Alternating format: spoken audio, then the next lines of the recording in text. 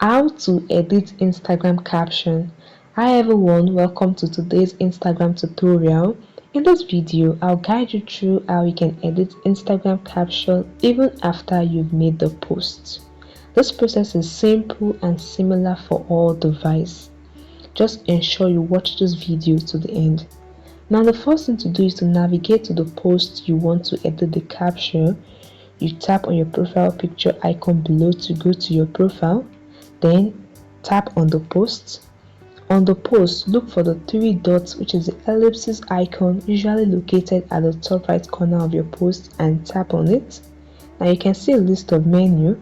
From the menu that appear, choose the edit option. Now you will see that you are able to edit the caption directly. You can make the needed changes as you can see on the screen. You can do anything to it. Once you're done with editing your caption and other things like your location, you tap on the check mark icon at the top, or it might be the done icon depending on your device. Tap on the check mark icon. Now this edited caption will appear under your post, and that is it. Instagram caption is now updated with your desired changes. But note that you can only edit your own caption, you cannot edit caption on other user posts.